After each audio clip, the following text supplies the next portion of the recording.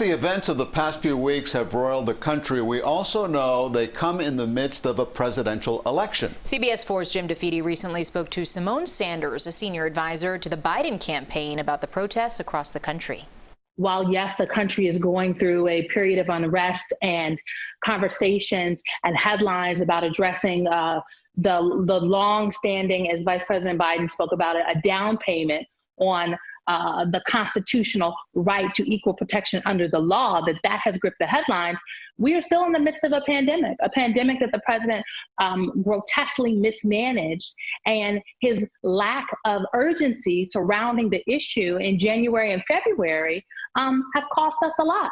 We're also being gripped by economic devastation. I would argue, and our campaign would argue, this is still very much so about the economy.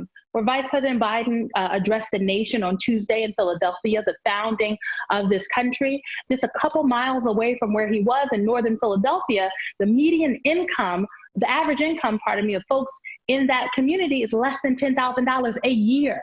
So there's a lot happening here, and nothing happens in a vacuum. And our position as a campaign is that we have to speak to all of these issues and also create a plan. And so Vice President Biden talks often about a Biden recovery. A Biden recovery will disproportionately affect and speak to young people, people of color, especially African-American and Hispanic and Latino. But it will also speak to women. It will speak directly to many of the ills and the pain and the devastation that folks are feeling in this country right now. The president, in his remarks earlier in the week, again, referred to himself as a law and order president, almost hearkening back to the campaign that Richard Nixon tried to run in 1968, even talking, at one point sent out a tweet, the silent majority. Again, shades of Richard Nixon in the past. Doesn't law and order tend to work for Republican candidates? That it creates that sense that in times of chaos that you want someone who can bring order? And isn't that what the president is promising? How do you counter that?